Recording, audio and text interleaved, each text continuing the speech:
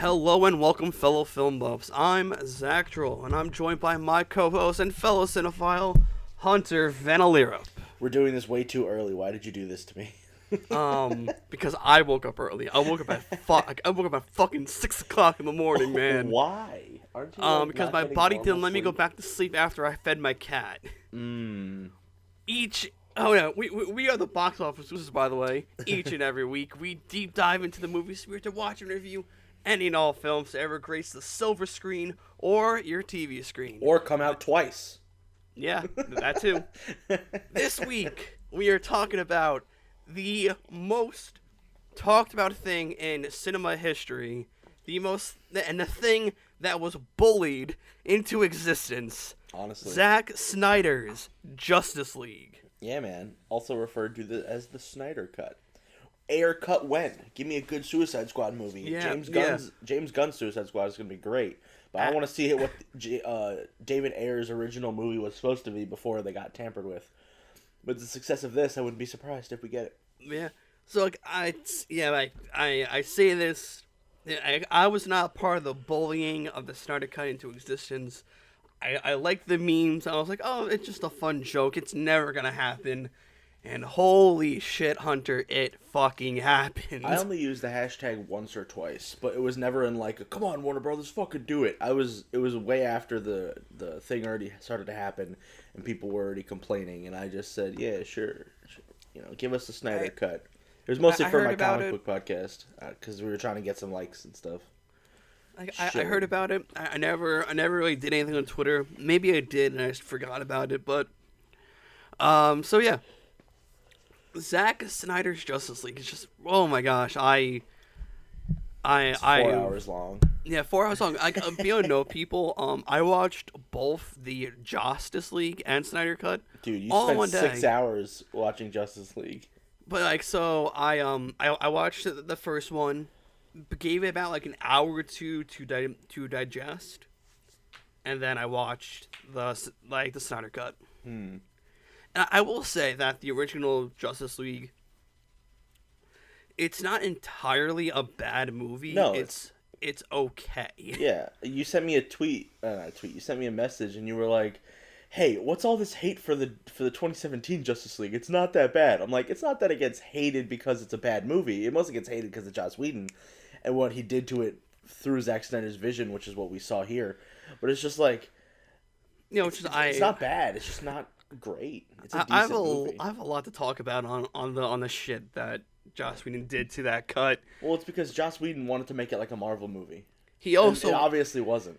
He also did the one thing you don't do to a DC movie at that time. You don't put color in.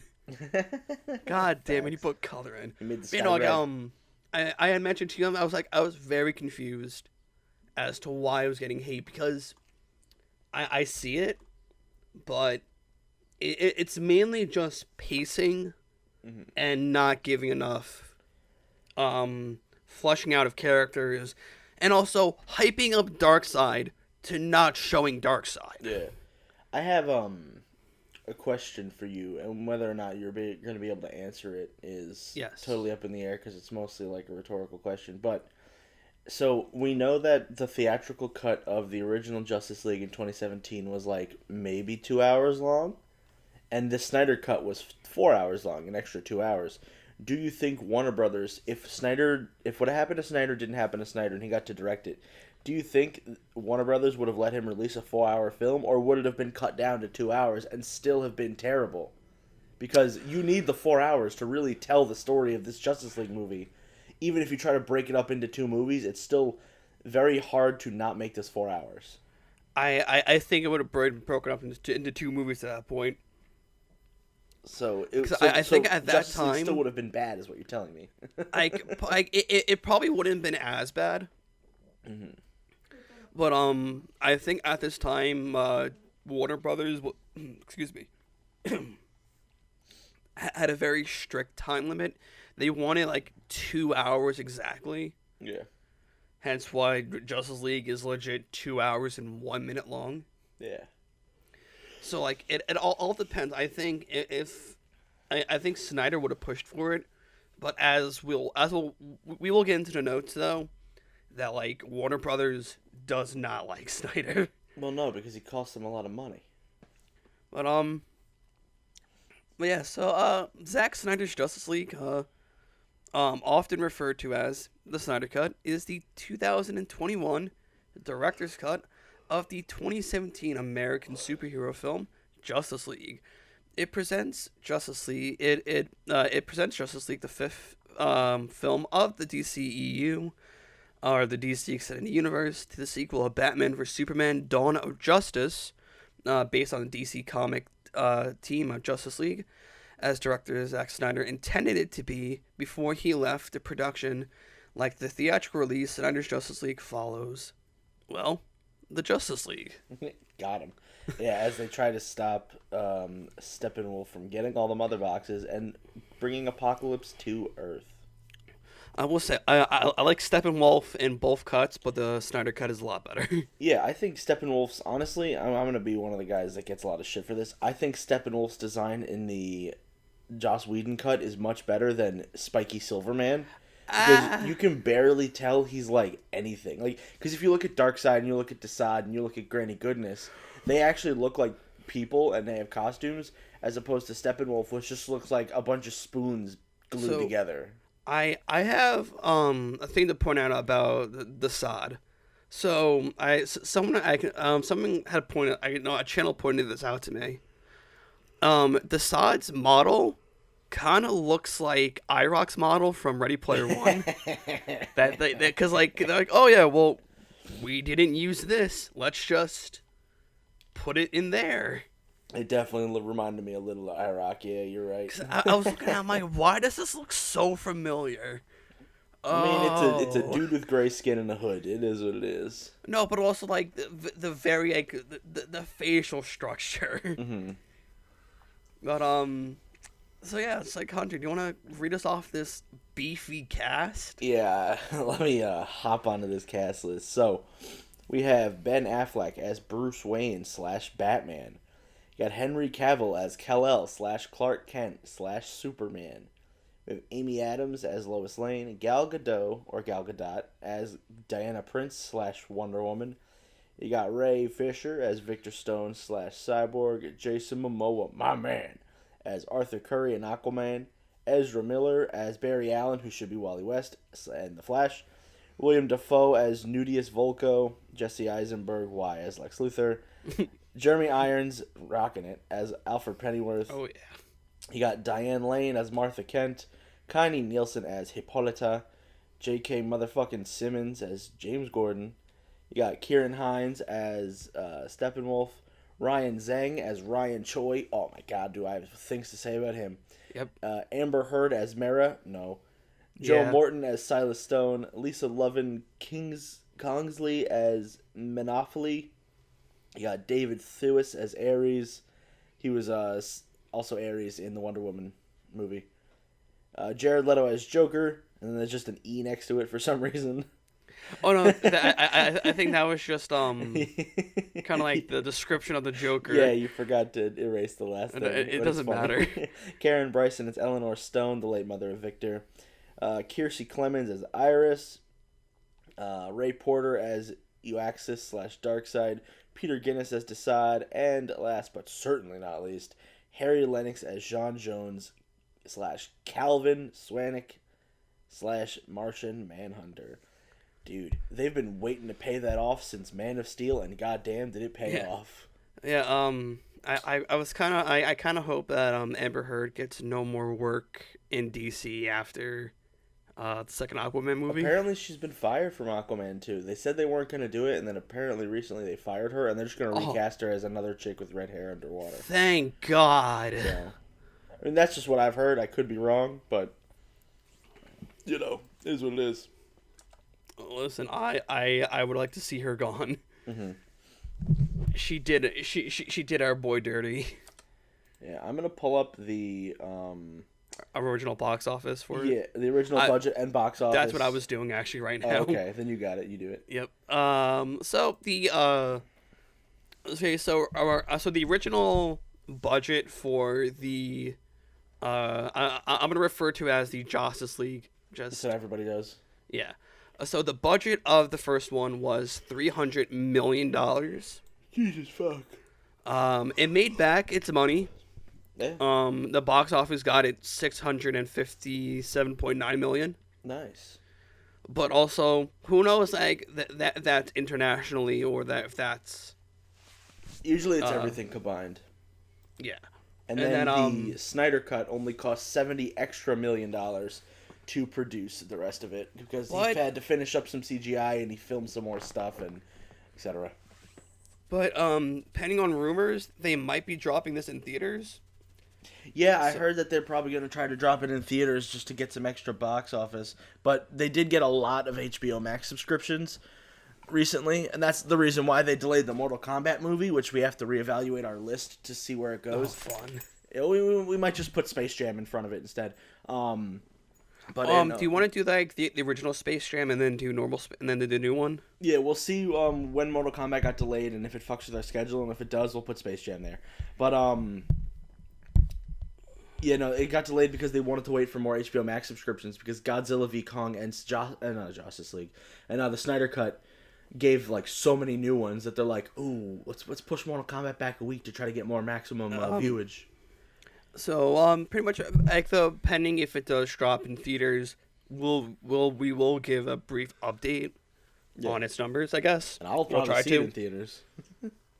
We'll try to give an update on its numbers though.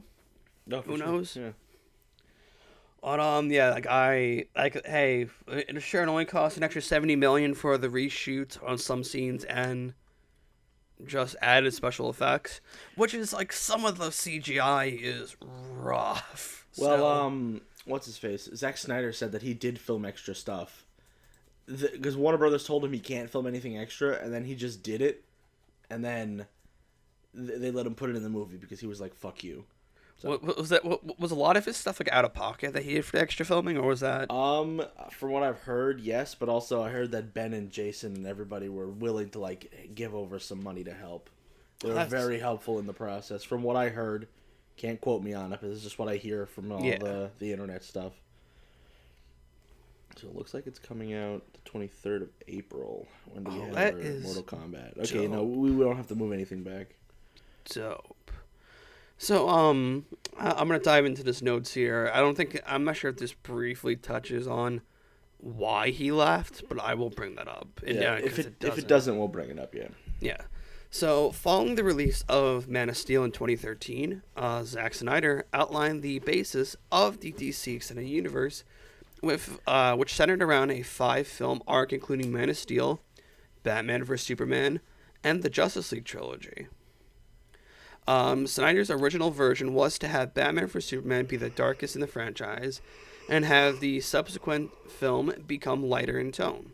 However, Batman vs Superman was poorly received, with criticism of its dark tone, lack of humor, and slow pace. Mm-hmm. Distribution of Warner Brothers and Snyder's reevaluated upcoming DCEU film, particularly Suicide Squad, which had already wrapped principal photography, and Justice League which was a month away from filming. Snyder and screenwriter Chris Terrio rewrote Justice League to be a lighter tone. Cinematographer Fabian Wanger said Snyder wanted to get away from the stylized, destructured, super high contrast look of other films in the franchise. Principal photography of the Justice League began in April 2016 and wrapped the following December. Months later, multiple cuts of Snyder's Justice League were shown to the Warner Brothers execs, in addition to friends and family of Snyder. Including Kevin Smith, and that's why the Snyder Cut exists. You can thank him. Oh, yeah, I heard about that too. You know, he was doing one of his podcasts, I think it was Fat Man on Batman, and he was talking about how Zack Snyder showed him the rough cut of the Snyder Cut, and it's real, and it's awesome. And then everybody was like, oh shit, release it. We need to see this, because he said Darkseid and Green Lantern and Martian Manhunter. We need to see this. So yeah. Where was months later, multiple cuts of Justice League were shown to Warner Brothers execs, in addition to friends and family of Snyder. Mm-hmm. A final runtime and the picture lock were archived through the cuts, had incomplete visual effects shots and partial audio mixing. Snyder said that he had multiple cuts that were essentially done, only needing a few CG tweaks to complete. Like Darkseid and stuff. Yeah. Forbes contributed to the film's screenwriter Mark Hughes reported that Snyder Cut was more than 90% complete, while the Daily Telegraph cited a visual effects expert as estimating that Warner Brothers would need around $30 to $40 million to finish the film. Warner Brothers... What was that? I said cake. That's chump change. Yeah, that's a drop in the bucket for Warner Brothers. Warner Brothers execs who saw Snyder Cut felt that Snyder had made a significant effort to lighten the tone following the criticism of Batman vs Superman: Dawn of Justice. Despite this, Warner Brothers was unhappy with the result, and insider reports indicated that it is considered the cut unwatchable. Well, we sat there for 4 hours and watched it, so obviously they were wrong. Yep, and here's where shit goes off the rail. Yeah, do you want me to read this? Yeah. So, after disapproving of Snyder's direction, Warner Brothers hired Joss Whedon, who directed the Marvel Cinematic Universe films Avengers and Avengers: Age of Ultron, and also other stuff, to rewrite the script and help with extensive reshoots. Warner Brothers CEO Kevin Tsujihara mandated that Justice League's length was to not exceed 2 hours. Exactly, because that's too fucking long. But will I watch a 4-hour movie? Yes, I will. Warner Brothers also decided to not push back the release date, which would have allowed the filmmakers more time to properly complete the Justice League, so the executives could keep their annual bonuses, and partially due to concerns of the parent company, AT&T might dissolve the studio after an upcoming merger. AT&T would not dissolve fucking Warner Brothers, you idiots. Snyder was expected to film the scenes that Whedon rewrote, and they were working together to meet Warner Brothers' requests when Zack Snyder's daughter, Autumn, died by suicide in March 2017. Yeah. Snyder continued to work on Justice League for 2 months to distract himself before stepping down in May. His wife, Deborah, also, who was producing, left the project as well. Yeah, like that immediately... I think I remember I heard about that. I think when it happened, I was like, oh, wow, that's so sad. It's very unfortunate. And to his credit, he definitely he bounced back from it. Yes, I wouldn't say bounce back is a good term to use, but yeah, he definitely was able to get through recover. Yeah, and essentially, like at that point, like Warner Brothers got a twinkle in their eye and was like, okay, he can now take his leave. Sweet money. We get our yearly bonuses. Fuck you, assholes. Yeah, it's like, okay. He's like, cool. Let's now just take advantage of the situation. Josh, have fun. Do whatever the fuck you want. You know what? Have fun bringing all the saturated colors into this. Don't make it like it's supposed to be. Yeah, so let's hop into what happened. I don't want to see fucking Alfred's green sweater vest. No, thank you. Yeah, so after Snyder left, Whedon assumed full control of the production. Although Snyder retained directorial credit, Whedon added nearly 80 pages to the script. What the fuck? And Wagner estimated that the Whedon's cut uses only about 10% of the footage that Zack Snyder shot. Actually false, because when we watched the Snyder Cut, there's a lot of things that were still used in the Whedon cut. But whatever. Composer Tom Holkenborg completed his film score before being replaced by Danny Elfman halfway through post-production. The scenes that Whedon wrote or reshot for the theatrical release featured a brighter tone and more humor, and reduced the level of violence seen in Zack Snyder's darker direction. Stuff like less blood, and the thing where Flash falls on Wonder Woman's boobs, and the stuff where Aquaman sits down in the lasso of truth and compliments how hot Wonder Woman is. And other scenes where they point out how hot Wonder Woman is. Yeah, like Zack Snyder still had a couple lines in there, like Barry was trying to flirt with Wonder Woman, but it's not like he touched her boobs or anything. Yeah, and Whedon essentially wanted to make this film feel like an Avengers film, which he did in a way. And as every single this is a joke that I hear. And everyone's like, Whedon, that fucking Marvel plant was in there to ruin it from the beginning. Yeah, a lot of the Snyder cultists think that Whedon was there to make the movie worse. And I'm like, no, he got paid to do a job, and just because he did it poorly doesn't mean he was a plant. Unless he was.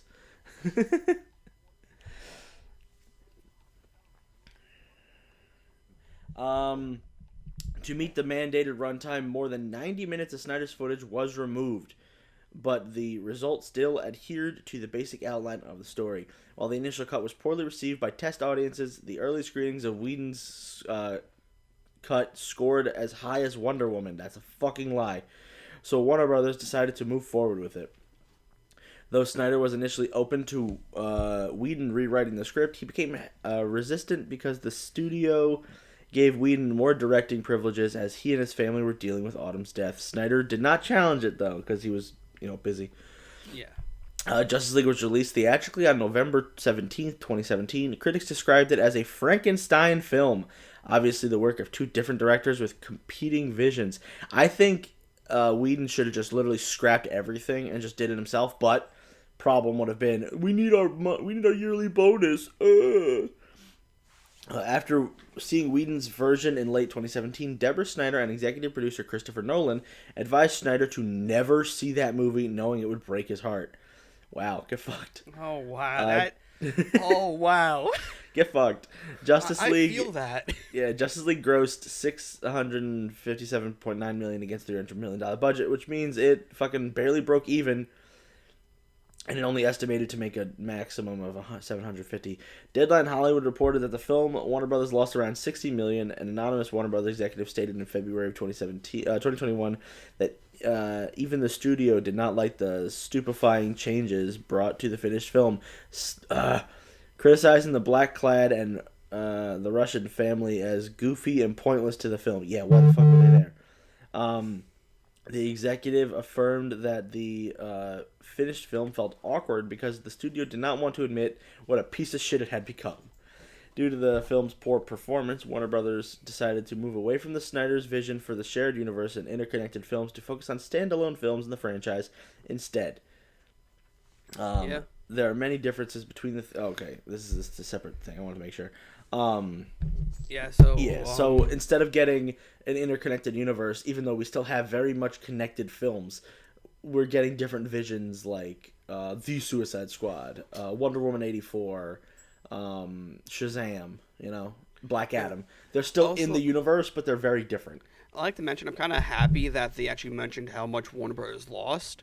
That's like the first time we've gotten that in our movie list. Yeah. How much you want to bet that what they made for the bonuses wasn't even what they had there? I wouldn't put it past it, but so kind of going back to that line of Christopher Nolan told Zack, don't see the movie, it'll break your heart. Yeah. That actually when you read that, I felt that. That is oh my god. So it's fucked up. There are many differences between the theatrical Justice League and Zack Snyder's. While the basic frame of the story is the same, dozens of additional scenes, backstories, mythos, there you go, and world-building elements, new credits and teases of upcoming films are presented in the Snyder version.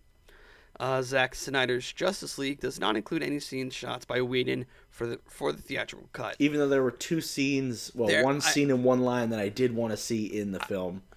So I agree with most people. I don't like the scene where Superman flies down and is being recorded on his phone, and he's being blah blah blah. It is fucking glitching ass CGI. I mean, it is a very Superman scene, but it just doesn't fit with the tone of the other Supermans we've got in the Snyderverse.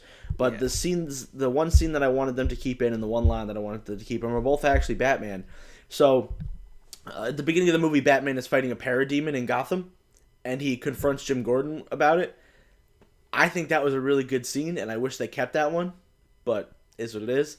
And then the scene where Superman flicks Ben Affleck into a car, and he goes, "Oh, I think I'm bleeding."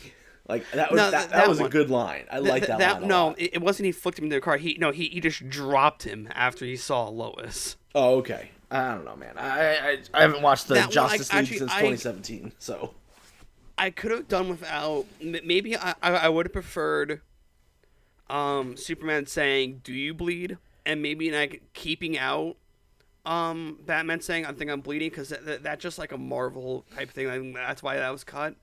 Yeah, no, I know why, and also Snyder did it because that was a Joss Whedon thing. But I wish that it was actually a Snyder thing, because it would have made a little bit more sense, because Snyder in his movie made Batman say, "Do you bleed? You will." So it would have been good because Snyder was supposed to amp up some of the jokes, and he kind of did. But I wish that one stayed in. It was funny. I liked it. Hey, I'm not saying like it wasn't funny. It got like a chuckle out of me. Yeah. But like I like the line before that when Superman just picked him up saying like, "You could have let me die." But I have a question for you. Do you bleed? Yeah. And then that's just throws I was him. like, that's a good line. Mm-hmm. So like it did not include some shots from Whedon, which it did, but it was different takes from Whedon's cut. Former Warner Brother executive Josh Brigg and Jeff Johns, whatever the fuck it is, whoever saw the production of the theatrical Jeff Johns. Whoever saw the production of the theatrical release chose not to retain credit for Snyder's version. They chose not to because they were getting in trouble. Yeah. Snyder has... What was that? We don't like to talk about it. Yeah. Snyder has stated that Zack Snyder's Justice League is not set in the same continuity as Whedon's Justice League, which would remain the... Canonical, okay. Version. But also, like, no, because most people won't take the Justice League as the canon. I personally think that Zack Snyder's Justice League should be canon, because then we get Martian Manhunter in the universe and the Atom. So yes, and also on top of that, we also get a fleshed out Cyborg who's not one dimensional. Yeah, and definitely deserves his own movie. After seeing the 2017 one, I went, I don't want to watch a Cyborg solo movie. That would be dumb. After watching this one, I'm like, I'd watch it. Would it still be dumb? Yeah, but I'd watch it. Because essentially, this film was supposed to be Cyborg's story as well. That's what it was. Which is why we got a lot of Cyborg in this one. And I was happy with that. I was so fucking happy. However, Jason Momoa said that James Wan's Aquaman takes place after Zack Snyder's Justice League rather than Whedon's version. Yeah, same with Patty Jenkins, apparently. Yeah, which is, hey, if two directors kind of want to agree with that, by all means, I'm happy. Yeah, it says similarly, Wonder Woman director Patty Jenkins said that no DC director considers Whedon's 2017 Justice League canonical, and that she had worked with Snyder to ensure Wonder Woman maintained continuity with his film. Get fucked. Get fucked. Oh, that's so funny. Immediately after the theatrical release of Justice League, which later gained the nickname Josstice League, which is like, when I first heard that, I thought my friend just said it wrong. I'm like, huh? You're like, who? It's like, oh yeah, no, that's what people refer to it because it's Joss Whedon's Justice League. Like, okay. It's kind of clever. Yeah, it is very clever. And I give the Snyder cultists that. Fans created an online petition to release the Snyder Cut. I signed that. I think I did too. Freaking change.org, man. that gained more than 180,000 signatures. Should have been more. It definitely was more. The movement used the hashtag release the Snyder Cut on social media, being before fans had any knowledge that Snyder Cut of Justice League actually existed. The movement was ignited by the theatrical cuts and mixed reviews. Fans knew Snyder had left directorial and editorial duties in Whedon's hand. Thus, they assumed Whedon created an inferior film, yeah. Created as an inferior film. Man, Whedon got, like... They fucking shit a brick down his throat. Yeah, dude. Everyone hates Joss Whedon right now, for good reason. But yeah, for good and uncertain reasons, as you have told me. More will come out, we'll see. Yeah, like when... I don't want to slander anybody until the slandering is appropriate. Yeah. The criticism has been compared to those of Superman 2, whose initial director also was replaced by one who made substantial changes We got the Donner cut though in 2006. Yeah, was able to complete his Envision Superman 2 cut in 2006. Some assumed an alternate cut of Justice League was inevitable because of some of Snyder's films had been re-released in extended cuts for home media, such as Watchmen 2019 and Watchmen 2009. 2009, which I just bought the full completed cut of Watchmen. The full cut is really good. Yeah, like the 3 hour and 30-minute one. It still doesn't make the Watchmen movie a phenomenal film. It just makes it better than it originally was. Which I bought both versions, the standard and then the extended cut, so I can give my own fair consensus on it. Yeah. And then Batman v Superman also got its Ultimate Edition, which makes it more watchable. Not by much, but it still makes it watchable. It just fills in plot holes. That's all it does. Well, because I did not like how they portrayed Superman in that film. Because in Man of Steel, you get like a decent Superman. And then in this one, you get like just some idiot. And I'm like, why? I hated BVS for the sole reason of the subplot of the bullet that made no sense. And also, like, Superman sacrificing himself. Yes, it makes sense because it's Darkseid. But also, like... Darkseid, it was Doomsday. Doomsday, whatever, dude. It looked so bad. Doomsday was so ugly. Because he was also, like, Zod, which was dumb. Yeah. But whatever. We don't talk about BVS. Do you want to pick up... Yeah, so... members of the Justice League casting crew showing support for Snyder's cut released, including there's Ben Affleck, Gal Gadot, Jason Momoa, Ciarán Hinds, and Ray Fisher. Photographer Clay Enos, storyboard artist Jay Olivia. A lot of people. Yeah. Wagner did it, and Ben Affleck's stunt double Richard Centrone. Deborah Snyder said executive producers Christopher Nolan and Emma Thomas encouraged the Snyders to make the Snyder Cut. They said, I think through this process it's been nice because outside of Chris, Zack hadn't talked to a lot of people. On the 2-year anniversary of the theatrical cut, cast and crew voiced support through social media. Other film and comic book industry figures not related to Justice League have also supported the release of Snyder Cut, including my boy, Kevin Smith. Yeah. Also, hopefully television... soon to be friend of the show if we get to talk to him. I would love that. Television producer Stephen DeKnight, comic book writers Rob Liefeld, Robert Kirkman, and Jerry Ordway, and other figures were less optimistic, such as Sean Robbins, chief analyst of Box Office Pro, suggested the size of the movement was too small to make an impact. Oh, are you kidding me? Stating another cut of Justice League just doesn't seem to be something outside of the diehard fan base are clamoring for. Industry insiders also called Snyder's cut release unlikely. Writer Mario F. Robles, based on his industry connection, said Warner Brothers did not trust Snyder's vision and was not willing to spend millions to finish his cut. That's a lie, because they did it. Get fucked.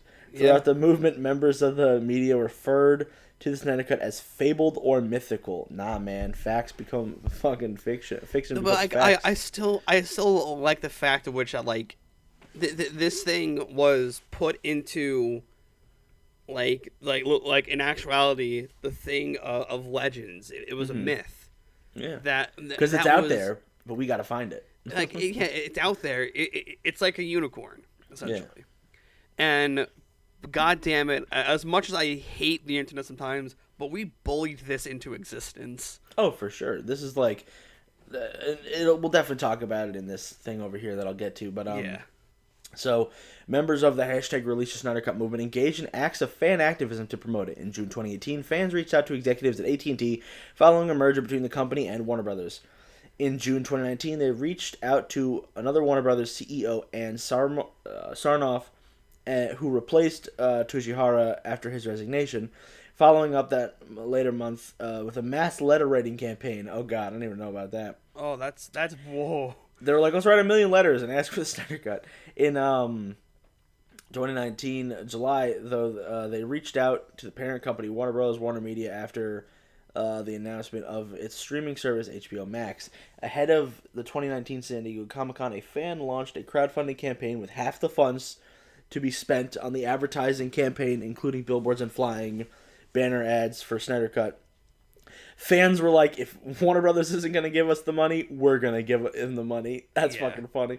And other half would be donated to American Foundation for Suicide Prevention. Which is dope. Yeah, for a similar campaign. We're assholes for bullying, but we'll give to the Suicide Foundation. Yeah, we're assholes, but at least we're nice assholes. You know what I For a similar campaign at the 2019 Comic-Con, New York Comic-Con around October, the movement purchased ad space on 2 billboards over Times Square featuring quotes from members of the cast and crew. I don't even remember that, but that's fucking awesome. Oh yeah, I saw one recently. It pretty much was just a quote from Zack Snyder saying, "The cut is real." That's a very, like, religious-y thing. Like, don't worry, guys. Bible 2.0 is coming.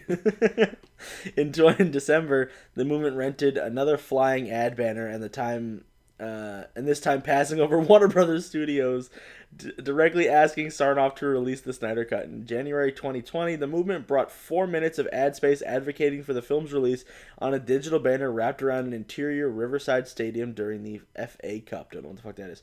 Their efforts garnered praise from Snyder and from the AFSP.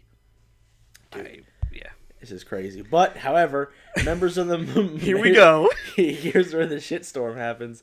However, members of the movement have also been described as members of the media as toxic for harassing, threatening, and cyberbullying those who express their opinions about the Snyder Cut that are contrary to their beliefs. Johanna Dista of Vanity Fair broadly described the act of fans demanding an alternative cut as a modern pattern of audience demand that is actively making fandoms more toxic. That's facts. Yeah. And compared it to the 2017 harassment of Star Wars The Last Jedi actress Kelly Marie Tran. Facts. And that's why in Rise of Skywalker, she's barely in it. In September 2018, former DC Entertainment president Diane Nelson deleted her Twitter account after substantial online harassment by members of the movement. Warner Brothers telephone operators, inundated with regular calls about the Snyder Cut, were trained to treat these inquiries as prank calls. Members of the movement tracked down the Justice League stuntman Richard Citrone to ask him a question about the Snyder Cut, only to digitally alter his response and spread on social media as fake text messages that appeared to support their cause. God. You gotta love Photoshop, man. It only gets worse from here, man. It's just we're gonna get worse until we get to the plot. Hey, once again, this thing, I think outside of around this time, this is what's at the cause of toxic fan bases happened. I mean, fan bases have always been pretty toxic, but this is just like, and it sucks because this is gonna promote toxic fan bases. If we complain enough, we'll get it. Well, hell, that happened with Sonic, Sonic the Hedgehog movie. Yes, but go back and look at that Sonic design, and it's not like they bullied they only bullied the executives because apparently the art team didn't want the Sonic to look like that, but the executives wanted him to look like that. You know what? So when the art team finally got to redesign Sonic to make him look like Sonic, the art team was very happy. To be honest, though, I also want to see the ugly cut of the Sonic the Hedgehog movie. So do I, because I want to see how ugly he gets when he's hanging out with people. I want to see the ugly cut of Sonic. I also want to see the air cut of Suicide Squad. Give us the ugly cut.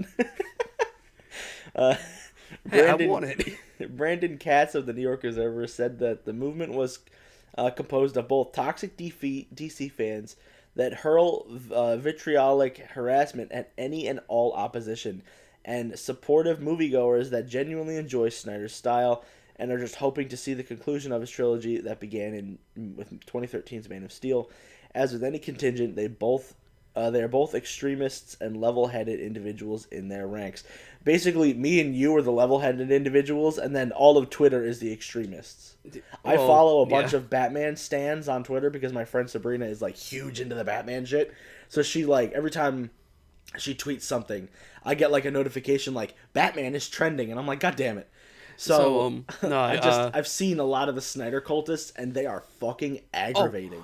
So I went over to Joss Whedon's Twitter after why would you do that? Well, I did it after I saw a lot of people were trying to make a stand with Ray Fisher trend, and oh my gosh, he has not tweeted in a year, and his Twitter mentions are just, we hate Joss Whedon. Me and my homies hate Joss Whedon so much for what he did to Justice League. Yeah, it's really annoying that the fan base just chose to be complete pieces of shit.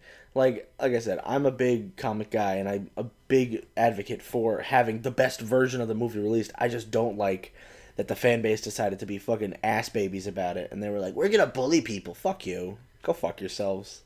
This started off as a very peaceful thing. Yeah, no, and then the more and more toxic people started coming into it and then ruined it.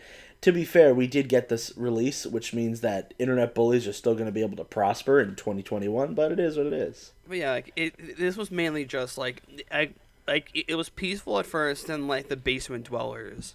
Yeah. Got 4chan basically crawled out from under their rocks and was like, Snyder Cut, and then they started fucking hacker manning.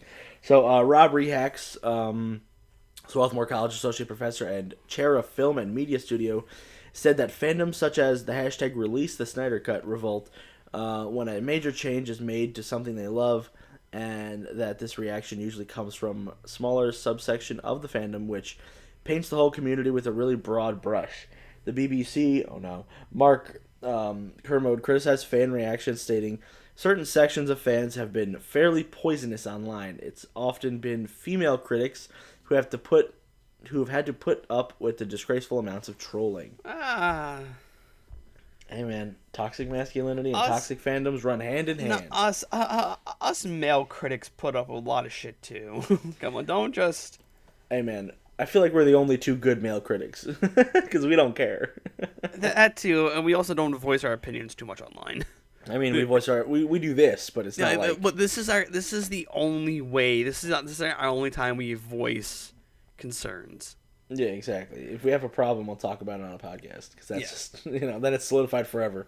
So, following the release of the Snyder Cut, fans immediately took to social media to express their love and appreciation for the film as compared to the Whedon Cut, in what could be described as a follow-up to the original release of Snyder Cut campaign. Now it is Restore the Snyderverse. Also, there's another hashtag going around called Deathstroke HBO Max. It is basically Joe Manganiello going, I want to do a Deathstroke movie or show for HBO Max, make it happen. And everybody's like, all right, cool. It already has another million. Yo, Flash Thompson? Yeah, Flash Thompson. So yeah, So I saw you tweet about the Restore the Snyderverse. I kind of agree. Yeah, dude, it already has over 1 million tweets. Oh my god. The executives have to know about it. Fans advocated for the Warner Bros. To allow Snyder to fulfill his original version of the DCEU and direct Justice League 2 and 3. Further fueled by numerous teasers in the epilogue of the Snyder Cut, hashtag release the air cut started trending as well, which fans demanded the original cut of Suicide Squad by the David air cut Ayer. Started trending a couple years ago when we finally got confirmed that the Snyder Cut was coming in 2019 or late 2020 for fandom. They said that we are gonna. Well, the hashtag release the air cut started coming out. I've been talking about this since 2020. But I'm glad that more people have started tweeting at it. And it's not that I want to bully someone into seeing a version of a movie like everyone else, blah, blah, blah. I just think David Ayer had a lot to say about his movie, and so did a lot of the actors, similarly to Justice League.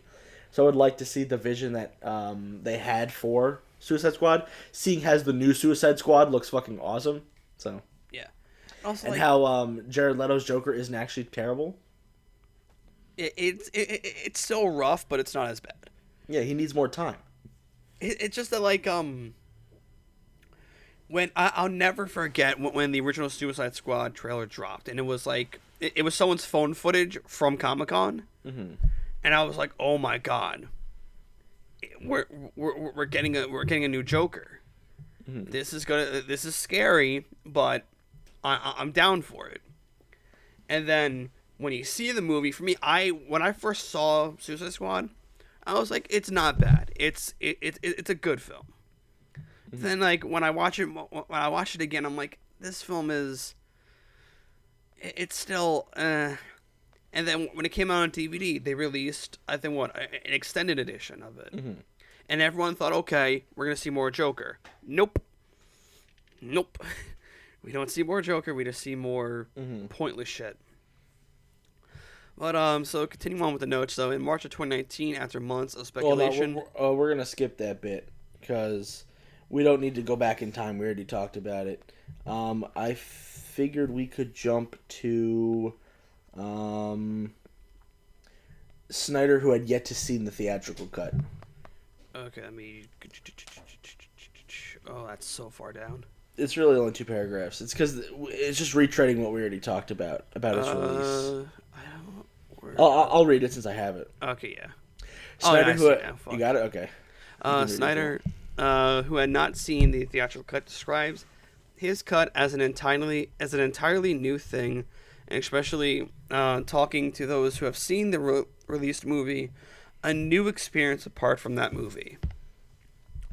The Snyders felt that being able to finally finish Justice League would bring them closure and were excited by the prospect of extending the film's character development. At this point, it was unclear what format Zack Snyder Justice League would take for the release, whether as a 4-hour-long film or a 6-part miniseries. The Hollywood Reporter wrote that it was expected to cost $20 to $30 million to complete the visual effects, score, and editing. However, Greenblatt indicated the release would be widely expensive and the cost more than reported $30 million. It costs about $70. Yeah. On June 23rd, 2020, Sandra Dewey, president of production and business operations of Warner Media, stated in an interview that they are aiming for an early to mid 2021 release, which they were able to do so. Yeah. Initially reported indicated that there would have been no new material filmed as Snyder was not given permission by Warner Media. However, he did it anyway. On September 3rd, 2020, it was revealed that Snyder was preparing to shoot additional footage in October. Affleck, Cavill, and Fisher reprised their roles for the shoot, which cost, with the cost of additional shoots, the budget was estimated to increase to around $70 million. Yes, but you also got to think all of them did it for free. You didn't have to pay Affleck, Cavill, Fisher, anybody who decided to hop in. Amber Heard, Jared Leto, and Joe Manganiello also, which we'll talk about in one sentence later, also didn't have to fucking do anything. They didn't pay anything. They just showed up to do more filming because they were so excited to do something. And BNO too, this happened smack dab in the middle of the pandemic. Yeah, they were just like, fuck it, let's go. And because they were like, okay, we got a job. Are we getting paid? No, but are we doing something fun? Fuck it. Exactly. So later that month, Amber Heard, Jared Leto, and Joe Manganiello joined the cast to reprise their DCEU roles as Mera, Joker, and Deathstroke, respectively.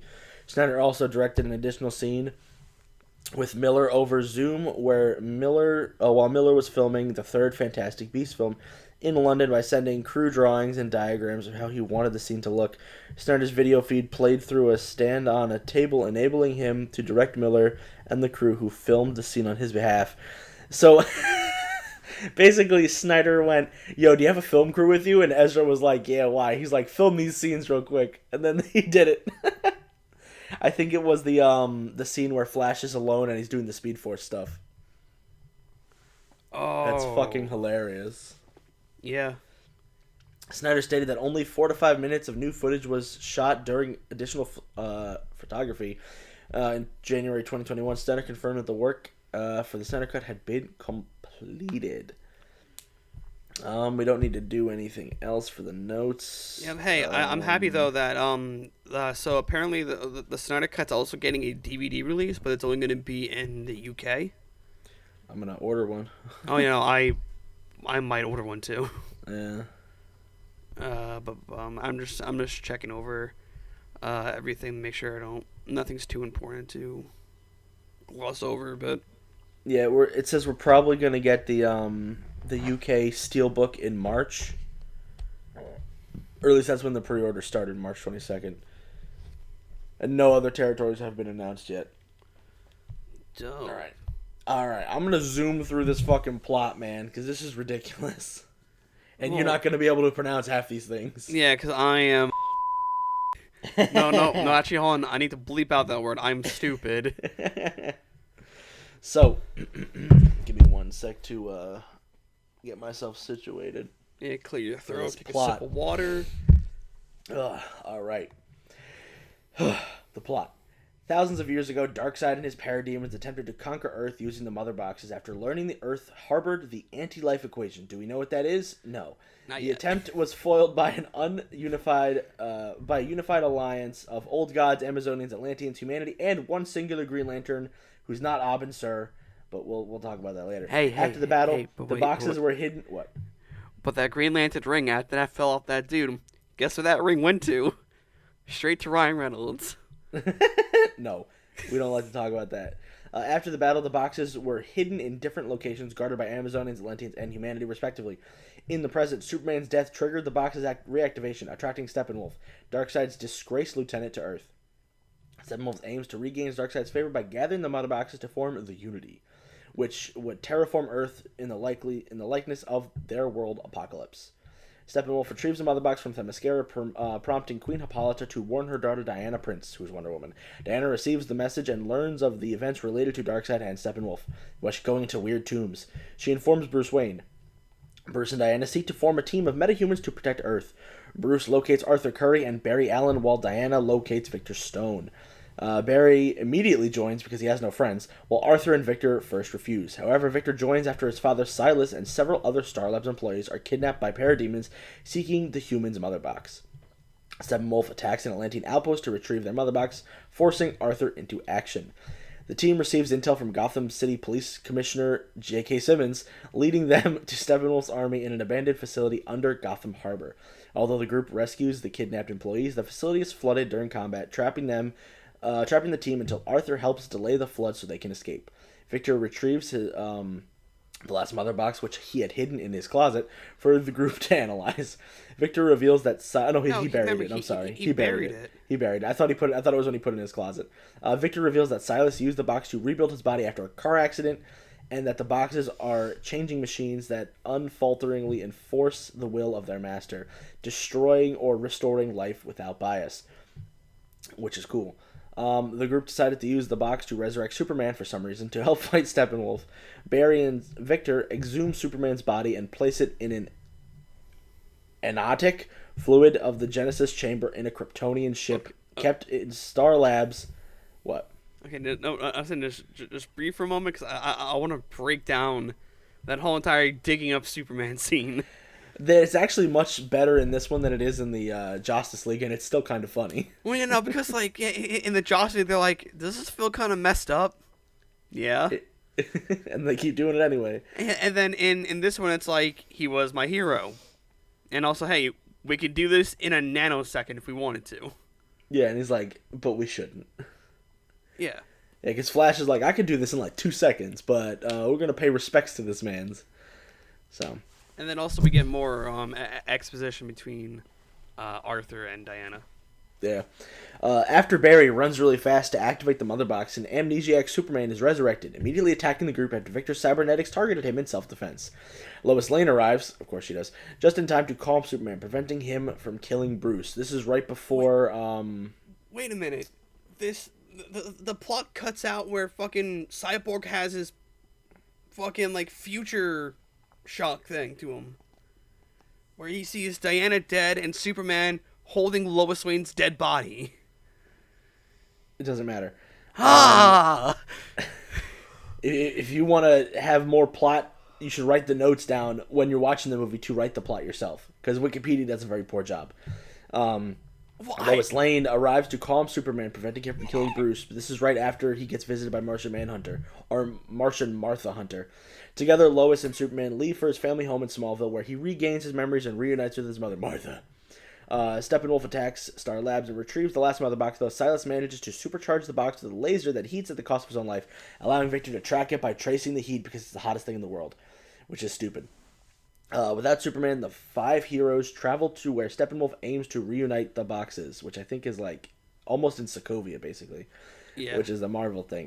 The team fights their way through parademons to reach the boxes, but cannot distract Steppenwolf enough for Victor to separate them. Superman arrives, who's not impressed, and overpowers Steppenwolf, but the box merges to form the Unity, causing a massive explosion. Barry enters the Speed Force and reverses time. Super fucking cool. Allowing Superman and Victor to separate the boxes. The heroes kill Steppenwolf and toss his body through a portal to Apocalypse. Darkseid assures his servant Darkseid he will return Desaad. He will return to Earth to complete his quest for the anti-life equation, but he's not. After the battle, Bruce, Diane, and Alfred Pennyworth agree to set up a base of operations at the former Wayne Manor. As the team establishes, Diana receives another message from the Amazonians. Barry requires a job in the Central City Police Department, which impresses his father, Henry, who's going to get recast. Victor is inspired by a message from his father and uses his abilities for good. Arthur bids farewell to Mara and his mentor Volko as he goes to see his father, which then leads into Aquaman. And Superman resumes his life as a reporter, Clark Kent, and protector of Earth. And then Jesse Eisenberg didn't come back to do any additional scenes, so Lex Luthor, who escaped from Arkham Asylum, is visited by Deathstroke, Slade Wilson, Joe Manganiello, to whom Luthor reveals Batman's secret identity, fucking cool, and having a vision involving Victor, Barry, Mara, Wilson, and the Joker, and an evil Superman in a post-apocalyptic world. That's nightmare stuff. Bruce receives a visit from Martian Manhunter, who previously visited Lois disguised as Martha. He thanks Bruce for assembling the team before he's saying that he will be in contact with them in preparation for Darkseid's next plans. Give me Justice League 2. Yeah, I think after this, like, with the positive reception from this, I think it's almost set in stone we're gonna get us Justice League 2. I mean, hopefully. I mean, they didn't talk about Ryan Choi in this at all, but Ryan Choi is Ray Palmer's oh my god, what's the word? Successor, where Ryan Choi is now the Atom. The Atom is the superhero that can shrink and grow, similar to the Ant-Man, but more on an atomic level, which is what the Ant-Man movies did in the sequel, but whatever. So will this guy go up Darkseid's ass and expand? I would love to see that. But apparently Ryan Zhang was supposed to be in the movie originally, obviously, and then he got cut. But it's because Snyder was going to try to tease an Atom movie or put him in the next Justice League movie. So, hell yeah, let's get Atom in these movies. So, yeah, okay, so guys, Hunter, you don't have any notes at all. Yeah, I watched the movie a few weeks ago, and I didn't want to redo my reactions, but I will try to find some of the better ones that I have written down somewhere. I think mostly it's me just going, Ryan Choi, hell yeah! Or, shit like that. Let me see if I can find any. I will wait to read mine, because, guys, I'm sorry this is a long one, but I'm padding out the runtime, because I watched both cuts, so you don't have to. Even though you probably had already. Where the fuck is my reactions? You just want to call like, and then... Yeah, I don't have any. It's all good. Okay. So, guys, I watched both cuts in the same day, a few hours apart from each other. I have notes for both of them, so here we go. Normal cut notes first. Oh my god, what is that lip CGI?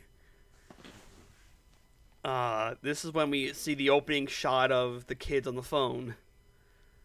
That lip CGI, oh, that was rough there. Yeah, it's not a fun one. I bring up the lip CGI a lot because a lot of points it is fucking like quivering and twitching. I'd never noticed it, personally. I noticed it a little bit, and I was like, ugh. And then, so, you try shooting Batman. How dumb are you? Yeah, facts. I was upset about this not being in, the Snyder Cut, but for once, Gotham looks like the Arkham games. Yeah. And I was like, this is so cool. For once, Gotham doesn't look like generic New York City. It actually looks like the video games. And you're just gonna let that thief go after the Parademon appeared. I didn't like this at first, but I kind of got an appreciation for it. There was a newspaper article that said that they went back to their planets. It was a nice nod to Bowie and Prince after they had died. So, yeah, cool stuff. Batfleck. Jason Momoa would be a great Roman Reigns for the bioflick. I'm not wrong about that. So you're not. It's facts. Don't disrespect the Penguin like that. This is when I think Alfred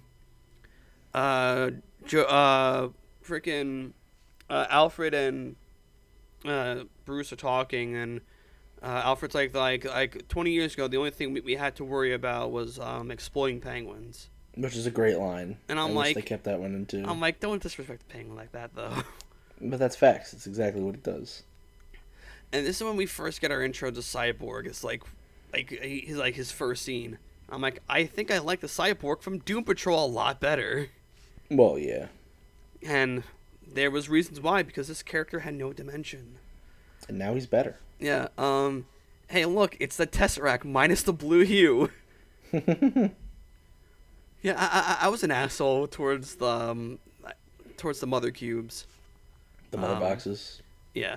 Which is like, so Steppenwolf's character in Justice League was like, oh, the mother cubes, mother, I'm sorry, mother. Like, I don't remember that at all. I haven't seen that movie, like I said, since 2017. Oh, I did see it twice in 2017. He was horny on Maine for these boxes. Mother. So back to notes. I kind of like how dope Steppenwolf is doing, just bodying horses and slapping arrows away. Mm-hmm. Damn, homegirl getting cucked by aliens. This is when like that nurse was like getting interviewed saying, and an alien stole her man. Cool. Another line. I don't know how I feel about how Martha knows the term thirsty. Definitely not a notable cut there. So where was I? I mentioned how I don't know how I feel about Martha knowing the term thirsty. It is what it is. Cyborg got them Doctor Strange hands. Facts. How is it easy for Cyborg just to get Bruce's identity? I think everybody can figure it out. It's really not hard. No, because he was doing it via like his decrypting stuff, which wasn't explained until the Snyder Cut. Yeah. Where it was like, you can breach any firewall with no problem. And you can give money to anybody you want because fuck the government. Also, eat the rich. I like to add this. The fucking audio mixing is so bad in Justice League. Oh yeah, they said that in the notes up above. They said the audio mixing is fucking garbage. Because like there'd be moments where it's like talking normally, then a building falls and my whole house is shaking, and I'm like, cool. Didn't want that to happen. Yeah, then I mentioned that I saw like the Green Lantern Corps. Hell yeah. The ring flew to Ryan Reynolds. It didn't. It did. Barry is a K-pop fan and a Rick and Morty fan. Cool. I guess they still keep that in. They only keep the Rick and Morty, not the K-pop. Oh, okay. Barry Allen, I'm Bruce Wayne. It's an underrated Ryan. Just saying, hey, I'm Bruce Wayne. Well, does that explain anything? So, 2 Mercedes sports cars. So what's your superpower? I'm rich. I wish they kept that in. two. They did. It was just a different take. Oh, I don't know. 2 Mercedes sports cars in 5 minutes. Yeah, I wonder what the car sponsor was. Yeah. Love how they let the turn. I love how they turn the most hated member of Justice League into such a badass with Jason Momoa. I don't think Aquaman is the most hated. I think he's the most made fun of. Because it's like, oh, Aquaman, he just talks to fish. Nah, dude, he controls the fucking ocean. Get fucked. JK as James Gordon. That's awesome. Facts. Seeing I don't kind of like how they're trying to make Barry Allen to be Tom Holland, pretty much. Yeah, they were like, he's funny and young, ha ha ha. CGI upper lip is still fucking with me. Just give him a beard. Yeah, at that point, like, well, they could have wrote into a storyline that aliens grow beards when they die. In the comic books, he grows a mullet. And it's not because he's dead. He actually went into a Kryptonian hypersleep. It's basically a hibernation. Yeah. Blah, blah, blah, comic books. And then I love... And then the callback line to BVS with Superman saying, "Do you bleed?" Just, chef's kiss. And then you didn't make... notes. And then you stopped making notes because that's when the movie got even worse. Yeah, I was like, okay, I'm done. Bye-bye. And now... Oh, well, I can mention that... the ending is terrible with them going like, I wonder, like, hey, did you smell that? Yeah, fear. And then all the Parademons attack Steppenwolf. Okay. Already off to a better start. And this is when they're showing the death of Superman. Yeah. I love how they cut out the R.I.P. Superman stuff and the shitty intro to Batman. I liked the intro where he's fighting the Parademons. Shut up. It was cool, but like it was just like it felt out of place in some ways. Oh, for sure. I just liked it because the effects were nice and seeing Gotham more was good. Slow motion on the briefcase blowing up, not needed. There's the 10% of the movie is in slow motion. Okay. Which means 40 minutes were in slow motion. Cool. Steppenwolf, even more dope here. Oh, actually, yeah, this is when Wonder Woman was doing like her splunking and doing the exploring of the two. I thought this was fucking boring. Hey, but it developed the plot a bit more. Yeah, but I was like, why? This is when Aquaman saved that fishing dude, and he had the alien blood on him, which was never brought up again. Yeah, well, it's because I think he fights a parademon. But yeah, and then I love this music for Aquaman a lot better than the snap cut to the rock music. Mm-hmm. Good to see William Dafoe's character from The Lighthouse doing well. No, it's Volko. It's me, Volko. I'm underwater William Dafoe. I had to do that. I love the character development of Steppenwolf being just begging for forgiveness to get back on Darkseid's good terms. Yeah. Darkseid looks fucking awesome. Mm-hmm. The extended war scene is beautiful. Yes, it is. Music during Flash's scene added a lot. Example, like the Quicksilver scene from X-Men. Yeah. More fleshing out of Cyborg is great. He felt one-dimensional in the original. Facts. Mom defending changing grades. Wait a minute. I kind of feel like that's illegal. Well, I mean, yeah. How he's got Bruce identity makes more sense now, with hacking into firewalls, no problem. Mm-hmm. Helping that woman made me tear up a bit. Yeah, that was nice. I was like, can you do that to me, bro? Barry Allen in Snyder Cut does not like K-pop. And Rick and Morty. Never mind, I see Rick and Morty in the background. More fleshing out of Cyborg is S tier. I bring that up a lot. Mm-hmm. So prepare for that.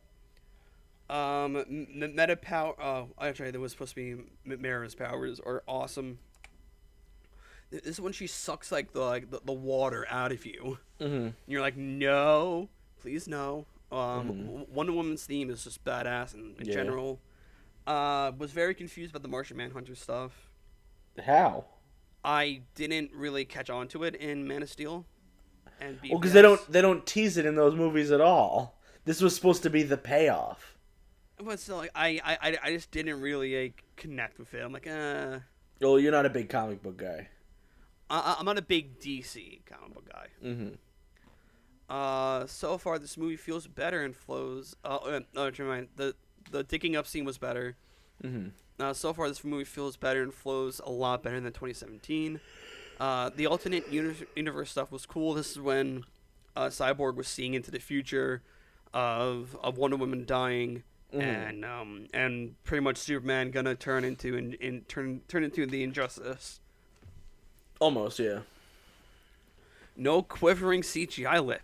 That's because the reshoots that Henry Cavill did were reshooting the scenes with the quivering upper lip. Yeah. More Cyborg development that was needed. I bring that up a lot. This one Cyborg said, let's get that son of a bitch. Cue Endgame music. Dun, dun, dun, dun, dun, dun. Oh yeah, them fighting a plan to take out Steppenwolf was a lot better. Because it actually was plan building and not just Momoa going, man, you're gorgeous. Let's just go fuck this shit up. Clark Keemer's father's figures build up. I didn't mention this in. Was that in the original cut too? No. Okay. Yeah. So his father's kind of just like talking to him was really cool. We got Kevin Costner and Russell Crowe. Yeah. Fight music is god tier. This one was like the was kind of like the very good. It's Justice League theme. Dome looks much better than 2017 because this dome was red and brooding. The 2017 was blue and not so evil looking. in the city fight was way better, more destructive. Now knowing that no random Russian family is there. Yeah, I was watching the movie and I was like, they better not do the fucking little Russian family with the bug spray. I was like, that better not be in Zack Snyder's Justice League, because if it is, I'm done. And then we're like, nah, we're gonna do the Speed Force, and I was like, that's so fucking awesome. It was I'll get to that end when I can when we get to it. Big fight with Steppenwolf is more actiony. Superman saying not impressed is going to be a meme. Watch. Dude, it is so good. It's going to be a fucking meme in no time. It's already a meme. Oh god. More fucking up with Steppenwolf was really cool is when they chopped his horn off. Mm-hmm. Parademon got American Sniper vibes. This is when he knocked the wind out of the Flash. Mm-hmm. Darkseid is going to be fucking awesome. Oh, so much more. Sorry. To think they went with Steppenwolf getting fucked up by the Parademons over Flash saving the world. To think. Yeah. They definitely Darkseid channeling Thanos on saying, "Fine, I'll do it myself." Mm-hmm. Didn't know 2017 had 2 end credit scenes, so it's nice to see Deathstroke. What sucks with Deathstroke is though that was supposed to be set up for the Batfleck movie, but it got canned. But now he might be getting his own show. Yeah, so hopefully we get more Batfleck. Leto is back. Joker giving reach arounds. Cool. Yeah, man. Reach around in the dark. Best Joker line yet. Why'd you send a boy wonder to do a man's job? Great line. Oh, that sent chills. We better get a Death in the Family movie. I would be surprised. The line delivery between Ben Affleck and Jared Leto is I'm digging it there. I think we would have gotten the Batman v Deathstroke movie would have had Jared Leto in it, and the cold open would have been the death of Red Hood. Then it would have been him fighting Joker, him fighting Deathstroke, end credit scene, Red Hood's back. That's what it would have been. Yeah. We better get a follow up to this movie. I swear to God. If they leave so many cliffhangers. And then I'm happy this film was made in honor of Zack Snyder's daughter. Yeah, honor. Oh, that is all my movie notes for both cuts. That took a while and definitely no notable cut there. My power definitely didn't just black out for a moment. Yeah, we'll see how good you can edit things. Oh, and also take out me yelling at my dog, because I love my dog, but she's loud. I'm gonna try to. Like I said, it's very hard because we were talking mid-conversation throughout. Yeah, but you can just cut that. Who cares? I'll try. So let's move on to the reviews.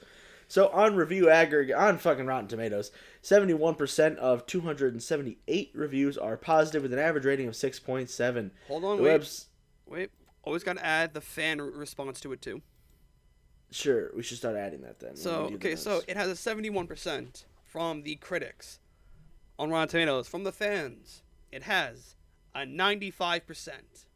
That's fair. I gave mine just in the middle. We'll get to it. Yes.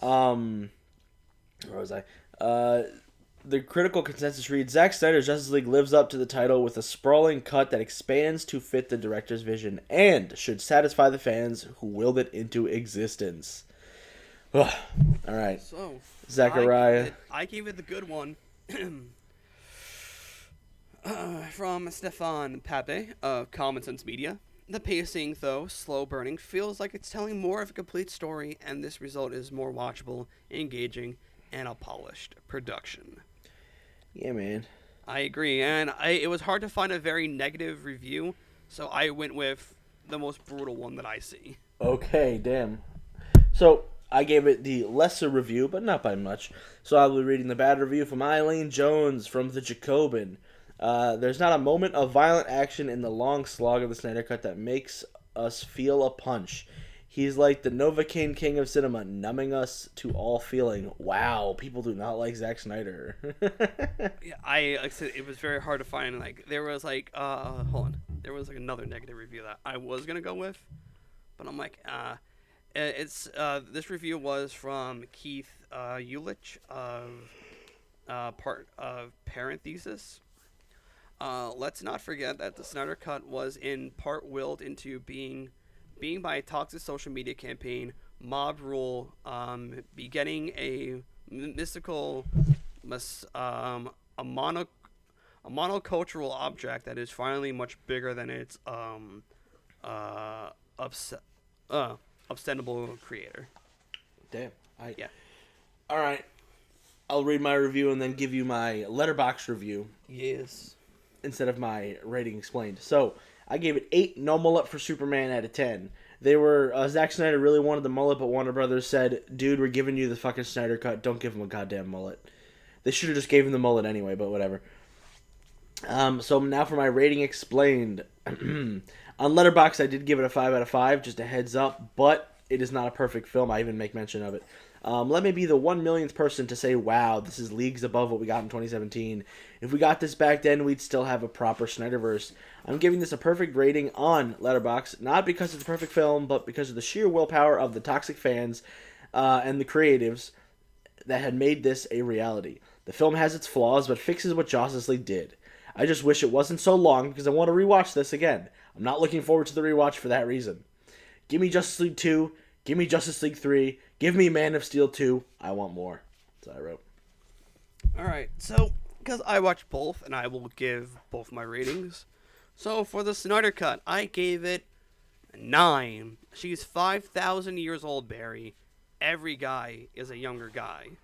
Out of 10. Well, you used 2 Barry quotes. Yep, and then 5.5 for the 2017 cut.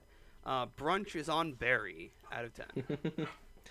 Yeah, 5 is actually a very nice rating for that movie. Yeah, I didn't. You're pretty generous. I didn't find it to be insufferable. I thought it was like it's okay. Well, because you were underhyped. Yes. If that makes any sense. You were told it was absolute garbage, and you watched it, and you're like, it's actually not trash. It's just not good.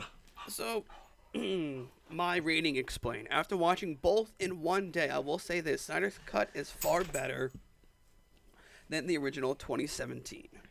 The whole film fleshed out characters I was mad about in 2017 one. That character being Cyborg. His character was very one-dimensional in 2017, but in Snyder's Cut, he fleshed out all of his arcs. But now, with that said, Snyder's Cut is worth the watch. Is worth the watch. It's far better than 2017. Hopefully, the Snyderverse gets its end, and we're not left off with some bullshit. Exactly. All right, Zachy boy, close us out. Thank you guys for listening. You can follow us on Instagram at Box Office Losers and on Twitter at Box Office Loser for up-to-date news, posts, and everything when we upload. Don't forget to subscribe to the YouTube channel. Subscribe wherever you can find us on the podcast scene. Leave a review. Share with your friends. It helps us in the algorithm. And also, when we get a lot of views, it makes me feel better about editing and not wanting to blow my fucking brains out. Because God knows I'm going to be having a tough time editing this when I go to college this summer. Hey man, it happens. But with that being said, Hunter, where can they find you? On the internet or in real life? I'm not going to tell them what my address is. You can find me at Scruffy Mooseman all over the... You can find me at Scruffy Mooseman, Twitter, Instagram, whatever. You can follow me at Android's Amazing Podcast, a comic book podcast I do through the store I work at. You can follow me at Farthest Galaxy, a Star Wars podcast I do with my best friend. And, here at Box Office Losers. Zach, where can we find you? You can find me at Dark Shadow Zake, literally everywhere. If you probably plug that into MySpace, as I mentioned before, you probably find me. You can also find me every Thursday on the Sports Hit List Facebook page, covering the AEW show from that week. The AEW Injection has becoming the fastest growing show for the Sports Hit List, so I'm proud of it. But yeah, guys, that will do it for us today. I gotta edit this a lot. I even gotta edit out definitely the not blackout of my power dying. Who knows? I'll see how the edit works. I'll try to edit the dog barks as always. But guys, thank you all for listening. Peace.